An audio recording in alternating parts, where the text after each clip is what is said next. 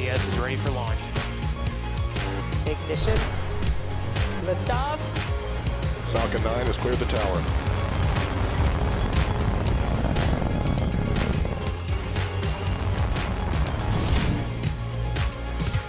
Ten, 9, 8, Side booster ignition. 6, 5, 4, 3, 2, 1.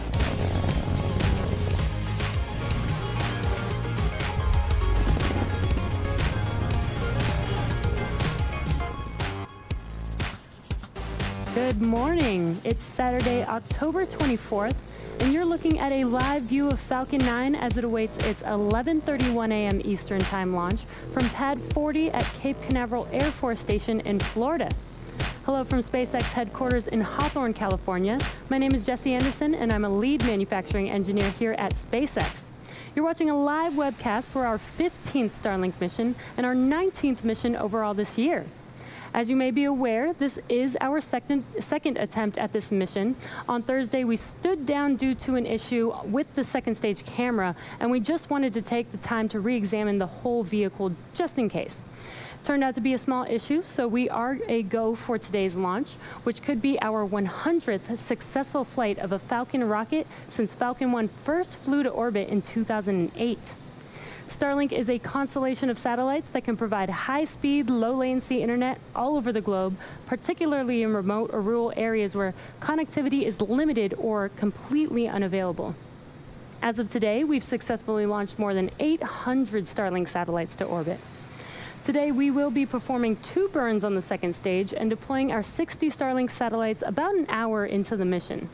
Our satellites have ion thrusters on board that will take them to their final orbit once separating from second stage, but those 2 Merlin vacuum engine burns will get them as close as we can to their final orbit. We're now at T-minus 8 minutes and 45 seconds, and all systems are go for an on-time liftoff this morning. As for weather, it's currently a watch item, but at this time we are go for launch. If for some reason we are not able to launch today, we do have a backup opportunity for tomorrow at 11:10 a.m. Eastern Time.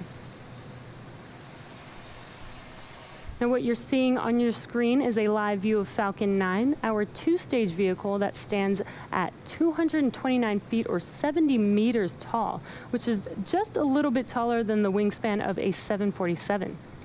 The booster used in today's launch will be taking flight for the 3rd time. Its first mission was in June of this year for the GPS-3 Space Vehicle 3 mission, and again just last month in September on our 12th Starlink mission. The bottom 2/3 of the vehicle is the first stage, which has 9 Merlin or M1D engines to take the vehicle to the edge of space where it will separate from the second stage and then start its journey back home to Earth. This reusable booster was designed for 10 or more flights with minimal refurbishment between each flight. The drone ship for this morning's mission is Just Read the Instructions, which you can see there on your screen. And this will be the 3rd landing for this booster today if we do touch down on this drone ship today. Today will be the 17th time that we will fly a flight-proven booster just this year, and the 45th reflight of a booster overall. The second stage is sitting on top of the first stage, and it's connected by that black section on the vehicle, which is the composite inner stage, currently housing the second stage's single Merlin vacuum or MVAC engine. That MVAC engine will ignite after stage separation and has about 981 kilonewtons, or about 220,000 pounds of thrust. This very efficient engine will propel the second stage carrying the Starlink satellites to a circular orbit around Earth. Prop loading for Falcon 9 began at T-minus 35 minutes, and our fuel is a highly refined form of kerosene called RP1, and we use the liquid form of diatomic oxygen, which is called LOX, as our oxidizer. Currently, RP1 and LOX are almost fully loaded on both stages, and LOX will continue to be topped off right until the last minute of the countdown, and that's because we want to keep that LOX, or liquid oxygen, as cold as possible before T0. At the very top of the rocket is where the payload sits attached to the second stage, and it's housed by that large nose cone structure which you see on your screen right now. This is called the satellite or payload fairing. The fairing will be protecting those Starlink satellites from all the aerodynamic loads and heat during ascent until we reach the vacuum of space.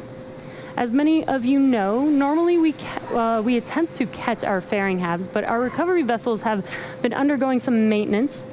With that said, one of our recovery boats, Miss Chief, is en route, and you can see that on your screen, en route to recover the fairing out of the water following splashdown. As for the weather, it does look nice over there in Florida, but we have been keeping an eye out on some thick cloud layers. So we are keeping an eye on weather until T-0, but so far it is looking good for launch today. The vehicle, satellites, weather, and range are looking good for an on-time liftoff this morning. As we continue the countdown, we wanted to share a few recent updates on Starlink. This week, Microsoft announced a long-term strategic collaboration with SpaceX to connect Starlink with their modular data centers as part of Microsoft's Azure cloud computing service. This collaboration could help make internet access and networking capabilities available for customers in remote and rugged environments around the world. Speaking of remote locations, Starlink is making its way to another rural location right here in the United States.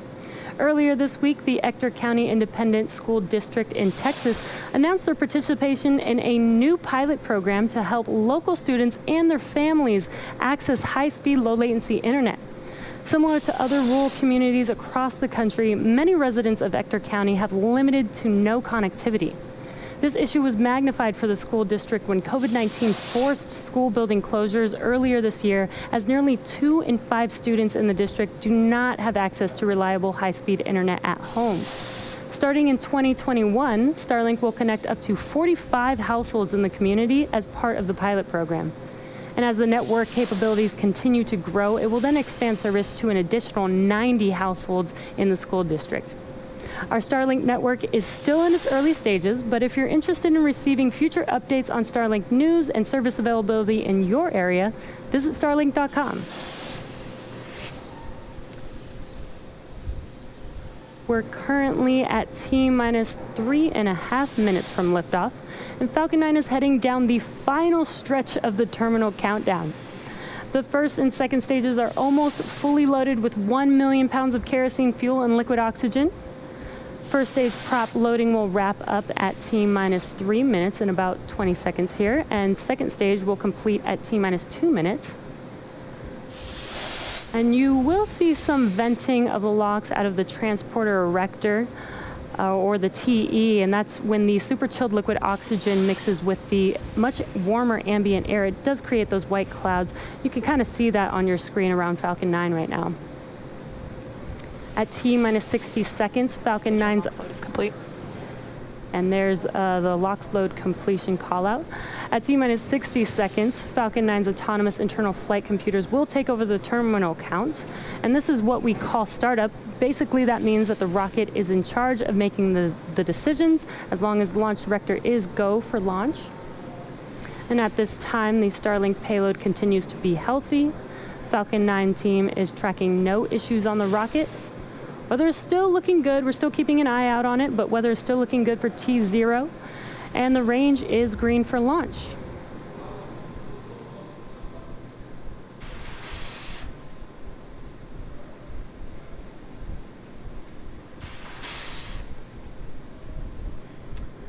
Coming up here at T-2 minutes, we should be completing LOX loading here shortly. Again, as I mentioned earlier, those white clouds that you see around Falcon 9 is from the venting of the LOX line. And this is normal. Load is complete. There's that call out for stage 2 LOX load complete. Again, those white clouds are normal that you see there on your screen.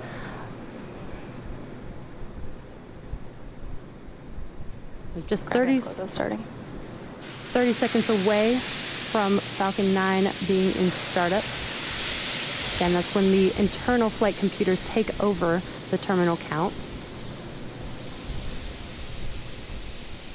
And now you can really see that venting of the LOX there from the transporter erector.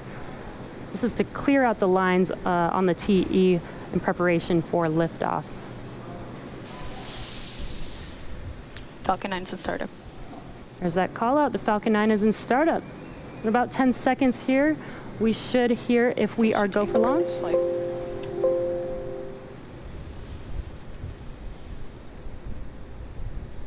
LD is go for launch. And you heard that the LD is go for launch. So it looks like weather is in our favor today. So at T-minus 30 seconds, let's listen into the terminal count and watch as Falcon 9 takes our 60 Starlink satellites into orbit today.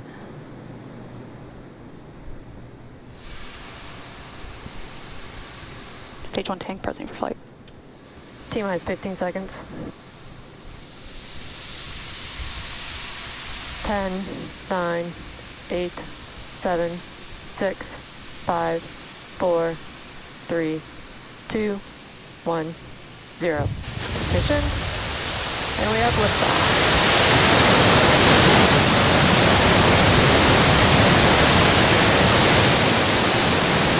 Vehicles pitching downrange.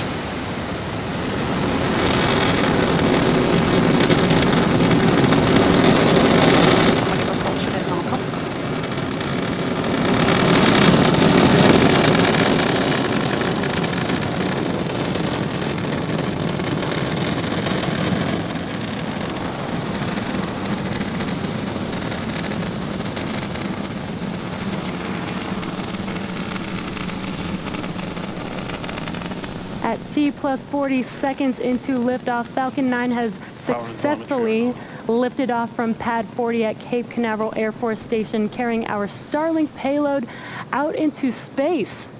Now we just throttled down the engines in preparation for Max Q, which stands for maximum aerodynamic pressure. This is the largest structural load that the vehicle will see throughout ascent. Should be coming up on Max Q in a few seconds here. Max Q. And there's that call out that we just passed through Max Q. In about a minute, we will have 3 events that happen very quickly, one after another. That will be MECO, or main engine cutoff, stage separation, and SES-1, or second engine start 1. And main engine cutoff is where all 9 of those M1D engines shut down to slow the vehicle down in preparation for stage separation, which is when the first stage separates from the second stage. After stage separation is SES-1, or second engine start 1. And this is where the MVAC engine lights up for its first burn and propels the second stage along with the Starlink satellites to orbit.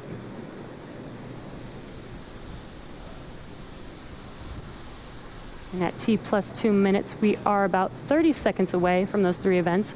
Again, that's MECO, stage separation, and SES-1. Again, it's SES-1 because we do have 2 burns of the Merlin vacuum engine on today's mission.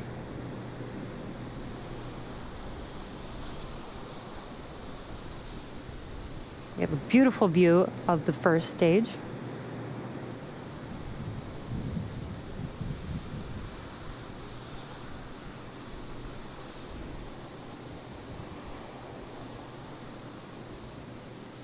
Stage separation confirmed.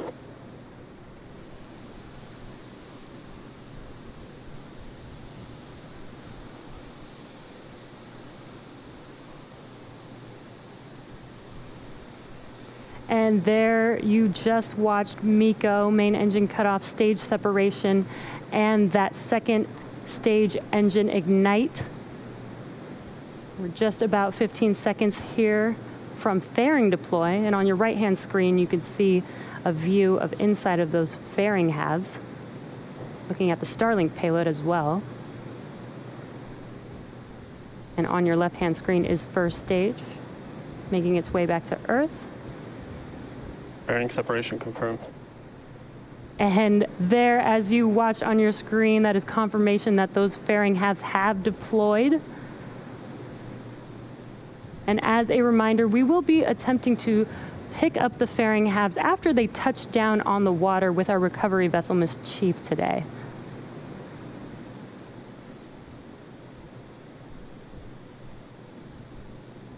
Now, with stage 2 well on its way to orbit, stage 1 is now heading back to Earth and will perform 2 burns on its way down.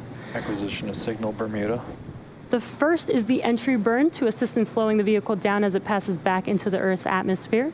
This will be a 3-engine burn, starting off with the center E9 engine and followed not too long after by 2 additional engines reigniting. Then the second and final burn for the first stage will be the landing burn, which is just a single E9 engine, and that is enough to rapidly slow down the vehicle to allow it to touch down on its landing zone. And again, for today, the landing zone is just read the instructions, which is currently out in the middle of the ocean waiting for this booster to come back. Stage 2 is looking good and nominal. Got a nice view of that MVAC engine on your right-hand screen. Stage 2 is taking our Starlink payload to its targeted orbit, and these 60 Starlink satellites will join the constellation already on orbit, which are designed to provide high-speed, low-latency internet to people here on Earth, and especially to places where good internet is really hard to access. It's just after T plus 5 minutes, so we're just about a minute away from the entry burn beginning on the first stage. Entry burn will be... Trajectory. There's a call out. The vehicle second stage is on nominal trajectory. That entry burn will last about 22 seconds long.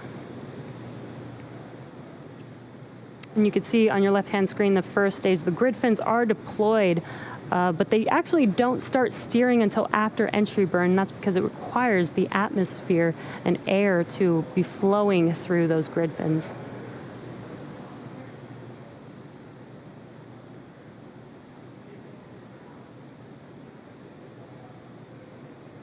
Got some really awesome clear views on both the first and second stage. You can see Earth in the background. We're just about 15 seconds or so away from that entry burn on the first stage.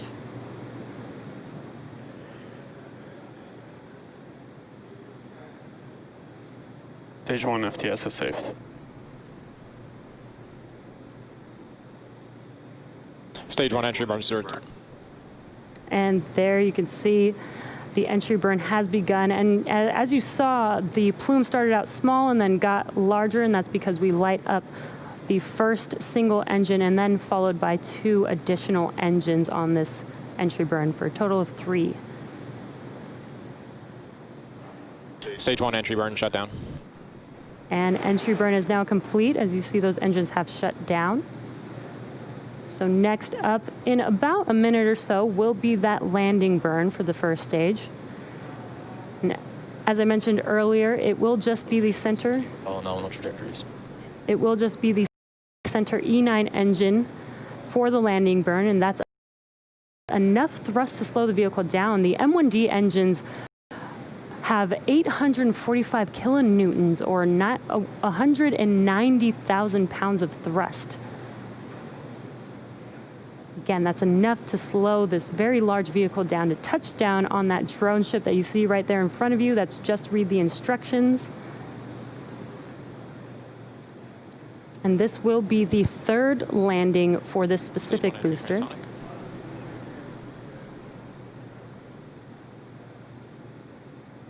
About 20 seconds or so away from that landing burn beginning.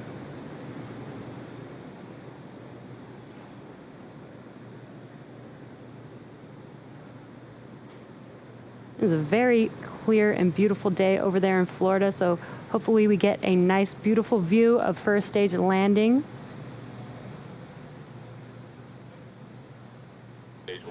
Stage 1 landing burn.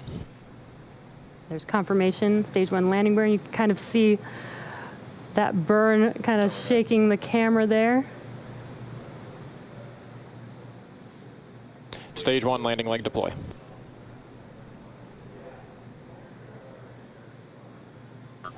Seco. Stage 1 landing confirmed. And we had a little bit of a rough camera view there, but the Falcon has landed on our drone ship for its 3rd landing on Just Read the Instructions. This marks our 63rd successful recovery of a Falcon first stage and the 11th for Just Read the Instructions. And looks amazing as we can see it there now, standing stably there. Lost the signal, Cape.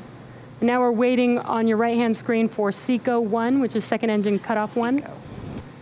There's that call out for SECO.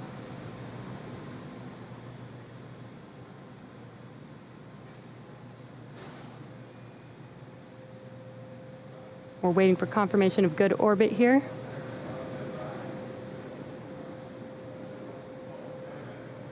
Nominal parking orbit insertion. And there's that call out that we are in a good orbit. So now the second stage is going to coast in this orbit for roughly 35 minutes. So we're going to take a quick break during this coasting time, but we'll leave you with an animation so that you can see where the Starlink satellites are in the coast phase. So we'll see you back here at T plus 43 minutes for the second stage engine relight.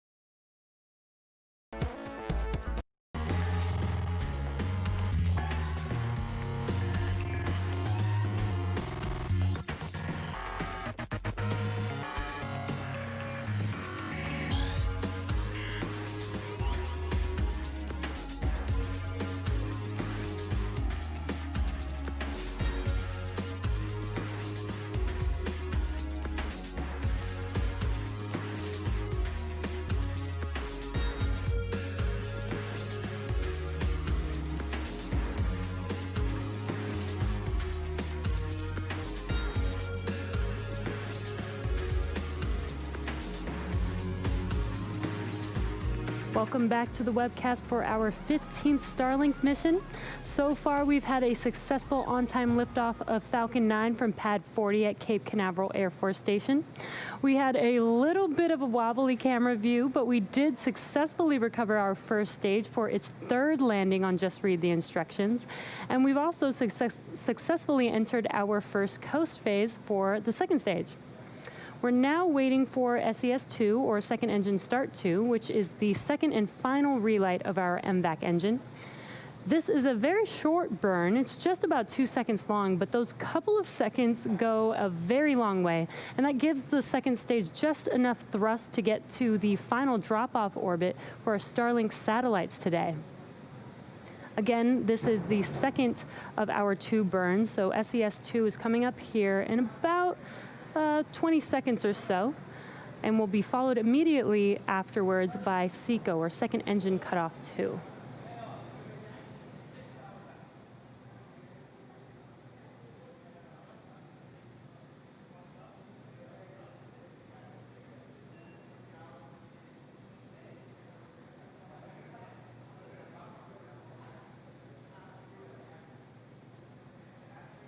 And we did get those call outs for SES-2 and SECO-2. It was a very quick burn, just 2 seconds long. Now we're waiting for confirmation of good orbit.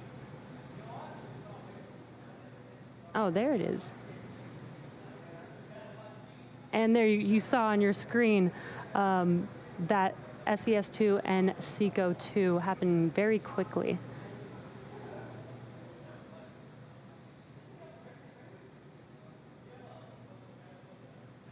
Now just waiting for confirmation of good orbit here.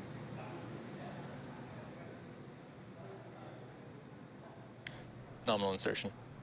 And there's that call out for nominal insertion.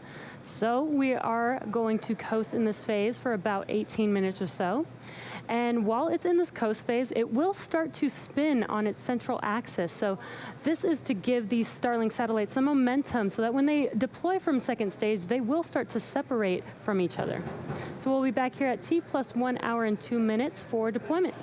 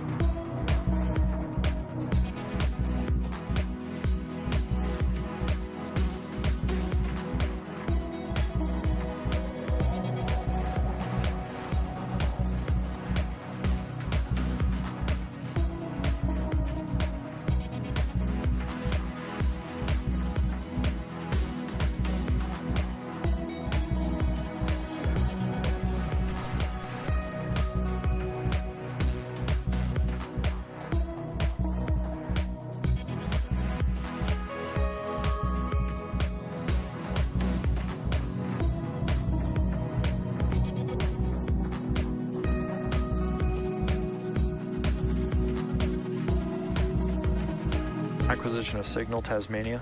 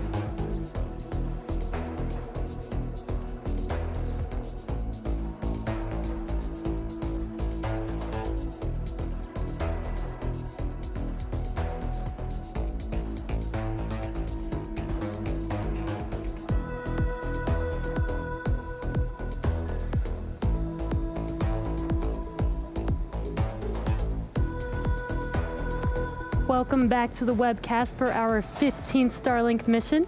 And if you're just now joining us, we had a smooth liftoff. Stage 1 returned for its third landing of this booster.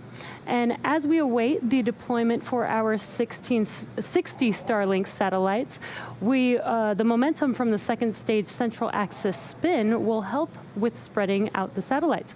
And then they will use their onboard krypton gas ion thrusters to raise themselves to their final orbit. So we are just about 30 seconds or so away from that payload deployment. And it looks like we do have a live view we're looking at on your screen. That is the stack of 60 Starlink satellites right there in front of us. It looks like we're getting a little glare from the sun there as well. That is because the second stage is rotating a little bit on its central axis to give the satellites momentum as they deploy.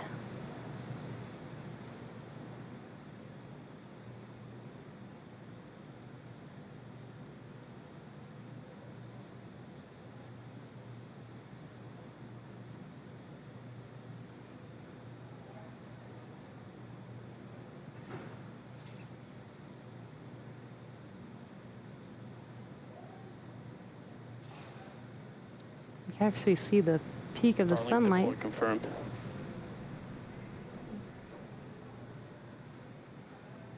And there you could see on your screen the stack of 60 Starlink satellites have successfully deployed from second stage.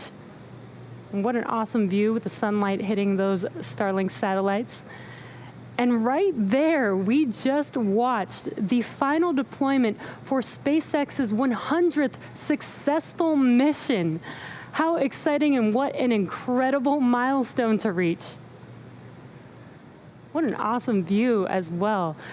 The Starlink satellites will soon deploy their single solar array, and over the course of a few weeks, they will distance themselves from each other and use their onboard ion thrusters powered by Krypton to make their way to their operational orbit. And that brings our webcast to a close. As a reminder, today's launch marks SpaceX's 100th successful flight of a Falcon rocket since Falcon 1 first flew to orbit in 2008. To date, SpaceX has landed Falcon's first stage rocket booster 63 times and reflown boosters 45 times. To all of our supporters, customers, and most importantly, employees of SpaceX, thank you for your dedication in getting the company to this milestone. Thank you as well to the range and